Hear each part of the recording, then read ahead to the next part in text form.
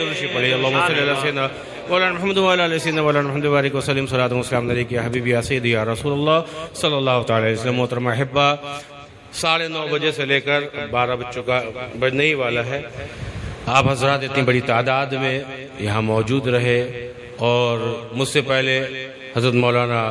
یوسف صدیقی صاحب کا بیان سنا آپ نے، پھر مولانا فاروق ربانی صاحب کا بیان سنا، اور آپ نے سلطان رضا صاحب سے نعتیں اور منقبت وغیرہ سنی، پھر شاداب صاحب سے کلام سنا. اب تھکان بھی ہو گئی ہے آپ لوگ اوپر اور وقت بھی زیادہ ہو گیا ہے، لہذا تھوڑی سی بس 5-10 منٹ کچھ نصیحت آمیز گفتگو کر کے میں بھی انشاءاللہ رخصت ہو جاؤں گا. سب سے پہلی بات تو یہ کہ میرے متعلق مولانا فاروق صاحب نے جو بیان کیا ان کا حسن ظن ہے. میں گناہگار خطا کار آدمی، میرے لیے دعا کہ اللہ تبارک تعالیٰ مجھے مکاری، بے حیائی، ریاکاری سے بچا کر خلوص کے ساتھ دین کا کام کرنے کا شعور عطا فرمائے اور حضرت شیخ کے نقش قدم پر چلنے کی توفیق سعید عطا فرمائے. میرے مرشد اکثر فرماتے تھے بیٹا یہ شعر پڑھا کرو، الہی عمر گزرے خدمت دین محمد میں، الہی عمر گزرے خدمت دین محمد میں خادم ہی رہوں اسلام کا مخدوم مت کرنا، اور تلاش اپنے ہی عیبوں کی ہمیشہ کیجئے غازی،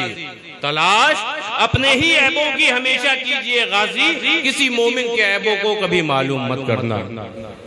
حضور مفسر قرآن کی یاد میں کوسمبا کے مریدین معتقدین نے اس محفل کا انعقاد کیا. اب چونکہ وقت بہت زیادہ نہیں، اس لیے بس اتنا کہوں گا، یقین جانو وہ شخص بہت بڑا خوش نصیب ہے میری نظر میں جس نے اپنی ماتھے کی آنکھوں سے حضور مفسر قرآن کے چہرے کا دیدار کیا. میں یہ نہیں کہتا کہ بزرگوں کی کمی ہے، ابھی بھی بزرگ موجود ہیں، اللہ والے ہیں، لیکن جو ہم نے علماء کرام سے سنا پڑھا. چلیے آج ہی کی تقریر 2 لوگوں نے تقریر کی. ایک کی تقریر کا خلاصہ جو میں جہاں تک سمجھتا ہوں، ناکارہ آدمی میں، مولانا یوسف صاحب نے بتایا کہ دیکھو علم ہونا ضروری ہے اور الاستقامت فوق الکرامت، استقامت بہت بڑی چیز ہے، یعنی شریعت محمدی پر سختی کے ساتھ عمل کرنا، خلاف شرع کام سے اپنے آپ کو بچانا، اللہ اور اللہ کے رسول کے حکم پر مرتے دم تک عمل کرتے رہنا، مصطفیٰ کریم کی ایک ایک سنت پر عمل کرنا، جو مولانا یوسف صاحب نے بتایا یہ اصل چیز ہے، اس کو استقامت کہتے ہیں، یہ کرامت سے بڑی ہے. ان کی تقریر سننے کے بعد خاموشی سے حضور مفسر قرآن کی زندگی پر روشنی ڈالو. نظر کرو تم، اللہ اکبر، جو خود یہ کہے یار شادی ہو، غم ہو یا موت ہو، سنت نبوی نہ ہرگز فوت، جس کا میں نے اٹھنا دیکھا، تم نے بھی دیکھا، چلنا دیکھا، پھرنا دیکھا، بات کرنا دیکھا، واز کہنا دیکھا، تنہائی میں بیٹھ کر گریہ وزاری کرنا دیکھا، نماز کو پڑھتے دیکھا تم نے، کھانا کھاتے دیکھا، پانی پیتے دیکھا. بتاؤ کیا تم نے کوئی عمل ایسا دیکھا جو انہوں نے مصطفیٰ کریم کی سنت کے خلاف کیا ہو یا شریعت کے خلاف کیا ہو؟ اللہ اکبر. حضرت جنید بغدادی نے کہا تھا جانے والے شوق سے جا سکتے ہو، یہ بتاؤ 12 سال رہے ہو، پہلے یہ بتاؤ، اس کا جواب دو کہ اس 12 سال کے اندر تم نے جنید بغدادی کا کوئی عمل خلاف شرع دیکھا ہے کہ نہیں دیکھا؟ جانے والے نے کہا وقت بہت زیادہ ہے، تھوڑا ٹائم دیجئے، ایسے ہی جواب نہیں دے سکتا. کہا ٹھیک ہے، جاؤ سوچ لو، پہلے جواب دینا پھر جانا. 2 دن گزر گئے، تیسرے دن آیا یا اور دن بعد آیا، اور آنے کے بعد کہا اے جنید بغدادی، میں نے سنجیدگی سے غور کیا، میں نے آپ کو تنہائی میں دیکھا، مجمع میں دیکھا، اٹھتے دیکھا، بیٹھتے دیکھا، کھاتے دیکھا، پیتے دیکھا، واز کہتے دیکھا، مریدوں کے درمیان نصیحت کرتے دیکھا، ہر پہلو کو الٹ پلٹ کر دیکھا، لیکن ان 12 سالوں میں میں نے کوئی ایسا عمل نہیں دیکھا جو خلاف شرع ہو. اتنا سننا تھا کہ حضرت جنید بغدادی نے کہا وہ جانے والے شوق سے چلا جا، لیکن یہ وعدہ کرتا جا کہ قیامت میں مصطفیٰ کے کریم کے سامنے کہہ دینا، رب کے سامنے کہہ دینا، مالک 12 سال جنید کی خدمت میں رہا، کوئی عمل خلاف شرع نہیں دیکھا، تو مجھے یقین ہے میرا کریم رب مجھے بخش دے گا۔ الحمدللہ میں 25 سال حضرت کے ساتھ رہا ہوں، ہر جگہ دیکھا۔ میں کیا بتاؤں، تم نے بھی تو دیکھا ہے، صورت والے تم خوش نصیب ہو گے 55 60 دن تم نے مرشد کے چہرے کا دیدار کیا، اور صورت والے اللہ اکبر بڑی بڑی باریکی سے دیکھتے ہیں حضرت، بہت باریکی سے۔ ایک مرید ہے وہ کہہ لو میں نے کئی سال خاموشی سے چھپ کر دیکھا کہ رات بھر تقریر کرتے فجر میں مسجد جاتے کہ نہیں جاتے، جب کئی سالوں تک میں نے دیکھا پھر میرا دل مطمئن ہو گیا، میں مرید ہو گیا۔ تو اتنی باریک نظر رکھنے والے لوگ ہیں، تم خود مشاہدہ کرو یار، تم خود مشاہدہ کرو حضرت کا عمل شریعت پر کیسا ہے، نماز کی پابندی کا حال کیا ہے۔ اللہ اکبر۔ اب چونکہ وقت نہیں ہے، یہ سب تم لوگ سن چکے ہو، نماز کی پابندی کا حال تم جانتے ہو، خلاف شرع کوئی کام حضرت برداشت نہیں کرتے تھے، کسی کی رعایت نہیں کرتے تھے شریعت کے معاملے میں، کوئی بھی ہو۔ اور الحمدللہ علم، حضرتی کی بات پہ چل رہا ہوں میں، استقامت اور پھر علم کا معاملہ کیا ہے، جس نے حضرت 60 سال مسلسل 60 سال، جس میں 1 سال ناغا تھا یوں کہ وہ سورت آئے تھے اور ریشم وار کی مسجد میں تفسیر بیان کی تھی، ورنہ اس کو جوڑ لیا جائے تو 60 سال رمضان المبارک کے مہینے میں قرآن کی تفسیر بیان فرمائی۔ علم کا کیا حال تھا۔ اور جو مفسر ہو، آج کل تو لوگ تفسیر بیان کرتے ہیں، یہ کتاب لے لی، یہ کتاب لے لی، خزائن العرفان دیکھ لیں گے، تفسیر نعیمی رکھ لیں گے، کنز الایمان کا ترجمہ دیکھیں گے، یہ سب چیزیں کرتے ہیں نا۔ اور حضرت کا معاملہ یہ تھا، ایک بیٹا سپارہ نکال دینا، کوئی سب اس سپارہ ہاتھ میں آ گیا، پڑھنا شروع کر دیا، تفسیر شروع کر دی۔ اللہ، ایسا علم ہے۔ اچھا علم ہو اور عمل نہیں ہو تو بیکار، علم ہو اور عمل نہیں ہو تو بیکار۔ اور حضرت کے عمل کا معاملہ کیا ہے، اب چونکہ وقت نہیں ہے اس لیے بس اتنا کرو کہ اللہ کا شکر ادا کرو کہ اس دور میں تم کو ایسا پیر مل گیا کہ جس کے چہرے کو دیکھو تو خدا یاد آ جائے، کردار دیکھو تو مصطفیٰ کی سیرت یاد آ جائے۔ اور رہی بات مولانا فاروق کی، الذین آمنوا وکانوا یتقون، متقی، حضرت متقی پر زور دیا نا۔ تو دیکھو آج کل تو لقب مرید دیتے، ہاں میں کھل کے بولتا ہوں، اور ایسے ایسے جاہل مرید لقب دینے لگتے جن کو اتنا نہیں معلوم کاف سے لکھنا ہے کہ قاف سے لکھنا ہے۔ سمجھ رہے، اللہ نیک ہدایت عطا فرمائے۔ یہ لقب نہیں ہے، یہ تمہاری عقیدت ہے، تم کہہ رہے ہو، لقب بڑا دیتا ہے، ہمیشہ یاد رکھنا، سمجھ رہے ہو۔ بڑا کچھ بول لے وہ سند، بڑا کچھ بول لے وہ سند۔ اور حضرت کا تقوی، ارے ہم سے کیا پوچھتے یار، میں 3 سال حضرت کے پاس جب لیٹا ہوں نا تو رات میں بسا اوقات جس میں کہ رونگٹے ایسے کھڑے ہو جاتے تھے جب حضرت مناجات کرتے تھے، مناجات جب حضرت کرتے تھے نا، اور ایسے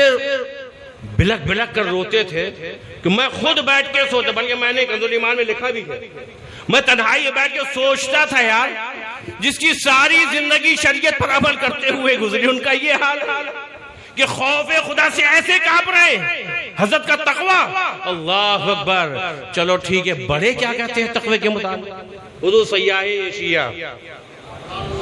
علامہ سید مظہر ربانی رحمۃ اللہ علیہ، میرے بڑے باوا جو شاگرد خاص صدر الشریعہ علیہ رحمہ، بمبئی کی دھرتی پر منبر رسول میں بیٹھ کر کیا بیان فرمایا آپ نے، اے بمبئی والو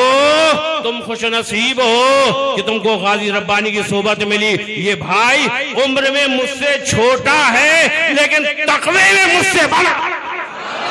اللہ، اس کا بڑا بھائی یہ کہے۔ اور اٹاوا والوں نے سرکار ربانی رحمۃ اللہ علیہ کے پاس خط بھیجا اور کہا حضور اب آپ ضعیفی کی وجہ سے نہیں تشریف لا رہے تو اپنے خاندان کا کوئی ایسا نمائندہ بھیج دے جس کی ہم خدمت کریں اور آپ کا فیض اس سے حاصل کریں۔ تو سرکار ربانی رحمۃ اللہ علیہ نے جو خط لکھا، خلاصہ اس کا سنو، حضرت کو بھیجا، بابا جان کو بھیجا، جاؤ بیٹا اٹاوا جاؤ، وہاں پر جا کے دینی تبلیغ کرو، اور اٹاوا والوں کے لیے خط لکھ کے بھیج دیا۔ اس میں کیا لکھا تھا؟ اے اٹاوا والو، میں تمہارے پاس اپنے خاندان کا سب سے نوجوان متقی، سب سے زیادہ متقی نوجوان بھیج رہا ہوں، یہ میرے بیٹے کا بیٹا ہے، اس کی خدمت کرو اور اس سے فیض حاصل کرو۔ اور جس کا مرشد کہہ دے یہ متقی ہے تو اس کے متقی ہونے میں اور خالی یہی نہیں کہ متقی ہے بلکہ مرشد کہے غازی کا نہ کیوں رتبہ، پھر عرش سے اعلیٰ ہو، اسرار الہی کا گنجینہ ہے سینے میں۔ ارے جن کے رتبے ہیں سوا، ان کو سوا مشکل ہے۔ یہ سب انعامات دیکھ رہے ہو، 2.5 سال سے زیادہ وقت گزر گیا، حضرت کے ذکر ابھی بھی چل رہا ہے، کہیں یا میلاد منایا جا رہا ہے، حضرت کے نام ایصال ثواب ہو رہا ہے، کہیں لنگر ہو رہا ہے، کہیں پر حضرت کے سالانہ فاتحہ کے پروگرام ہو رہے ہیں۔ اللہ اکبر، خلق خدا کا معاملہ یہ کوسمبا میں جلسہ ہو رہا، سورج سے لوگ بھگتے چلے آ رہے ہیں۔ یہ اتنی محبت کیوں ہے؟ یہ خلوص کی وجہ سے، خلوص کی وجہ، بغیر کسی مطالبے کے، بغیر کسی، ارے آج ہم لوگ آتے ہیں تبلیغ کرنے کے لیے، ایسی گاڑی ہونا چاہیے، کار ہونا چاہیے، راستے میں لوگ نعرے لگاتے، پھول لٹاتے، یہ کرتے وہ کرتے۔ ارے اس محسن کے بارے میں بھی تو سوچو جو سلیپر کلاس میں چلتا تھا، اللہ اکبر، تنے تنہا سفر کرتا تھا۔ آج میں آیا تو مجھے لینے 4 لوگ بعدہ پہنچے۔ قربان جاؤ میرے مرشد پر جو تنے تنہا اپنا سامان اٹھا کر صرف اور صرف رضا الہی کے لیے گھر سے نکلتے تھے، اور آنے کے بعد اللہ اکبر یہاں خانقاہ کو آراستہ کیا جاتا۔ میرا مرشد مسجد چٹائی میں سوتا تھا، تبلیغ کرتا تھا، کبھی کسی نے فرمائش نہیں کی کہ مجھے کھانے میں یہ چاہیے، مجھے کھانے میں وہ چاہیے، مجھے یوں آرام چاہیے، نہیں، جو مل گیا اس میں شکر ادا کر لیا، کبھی مطالبہ نہیں کیا۔ ابھی اسی سفر میں یہ شاہد، یہ شاداب منصوری صاحب گواہ ہے، کھانا کھا رہے تھے، شاہد بھائی جان بات بتا رہے تھے کہ حضرت کے ساتھ ایک مرتبہ جب میں سورت میں تھا تو ایک خاص مرید کے ہاں حضرت کی دعوت تھی، دن کا وقت تھا، دھوپ بہت تیز تھی، دھوپ بہت تیز تھی، حضرت کی دعوت تھی، جمعے کا دن تھا، جمعے کو حضرت میں حضرت مسجد سے دیر میں نکلتے تھے، مجھے بھوک لگنے لگی، اللہ اکبر، پھر میں حضرت کے ساتھ دعوت میں پہنچا۔ جب دعوت میں پہنچا تو ایک حضرت کے مرید تھے جن کا مکان اوپر تھا، اور مکان کیا تھا، چاروں طرف ٹین کی چادریں لگی ہوئی تھی، اوپر ٹین کی چھت تھی، اللہ اکبر، انہوں نے ایک پنکھے کا انتظام کیا، اس پنکھے سے ایسی ہوا نکلتی تھی جیسے گرم گرم لو نکل رہی ہو، اللہ اکبر، ٹین کی چھتیں، ٹین کی چھت، ٹین کی دیوار، اللہ اکبر، میں جیسی ایک بار دیوار میں ایسے ٹیک لگا کر بیٹھا، گرمی کی وجہ سے فوراں سیدھا ہو گیا، اتنا گرم کمرہ۔ اب کھانا کھانے بیٹھے، جو بھی حاضر تھا اس غریب نے سامنے رکھ دیا، حضرت نے بڑی خوشی خوشی کھانا کھایا۔ کھانا کھانے کے بعد جب ہم لوگ فارغ ہو گئے تو میرے بھائی کا کہنا ہے کہ گرمی کی شدت کی وجہ سے میں بے قرار ہو رہا تھا، دل میں سوچ رہا تھا جتنی جلدی ہو سکے یہاں سے رخصت ہو جاؤ، لیکن قربان جاؤ مرشد کی شان کیا ہے۔ کھانا کھا لیا، پھر ان سے پوچھنے لگے، بابو بھائی تم چائے بہت اچھی بناتے ہو، ہم نے سنا تمہاری چائے بہت بکتی ہے، تم چائے بڑی شاندار بناتے ہو۔ کہا ہاں بابا جان چائے بہت اچھی بناتا ہوں، اگر آپ اجازت دیں تو میں چائے بناؤں۔ کہا ہاں ہاں چائے بناؤ، میں تھوڑی دیر تمہارے اس مکان میں بیٹھنا چاہتا ہوں، تھوڑی دیر آرام کرنا چاہتا ہوں۔ اللہ اکبر، وہ غریب مرید گیا چائے بنا کر لایا، حضرت نے چائے پی، پھر کچھ اور وقت گزارا، اس کے بعد رخصت ہو کر جب قیام گاہ میں تاڑ والی مسجد میں پہنچے تو میرے بڑے بھائی کہتے میں نے حضرت سے کہا بابا اتنی سخت گرمی تھی، اتنی سخت گرمی کہ دم گھٹا جا رہا تھا، اور آپ ہے کہ دعوت کے بعد رکے، دوسروں کے ہاں رکتے نہیں، یہاں اتنا وقت دیا آپ نے اور چائے بھی پی، آخر معاملہ کیا ہے؟ تو مرشد کریم کیا فرماتے ہیں، بیٹا یہ میرا غریب مرید ہے، یہ میرا غریب مرید ہے، ارے مجھے تکلیف ہوئی وہ دوسری بات ہے، لیکن میرے مرید کو جو خوشی ہوئی اس کا ٹھکانہ نہ رہا ہوگا۔ ارے اس دور میں ایسا پیر خود نصیبوں کو ملتا ہے۔ اللہ تبارک و تعالی حضور مفسر قرآن کے فیض خاص سے ہم سب کو مالا مال فرمائے۔ وَمَا عَلَيْنَا إِلَّا الْبَلَاغُ۔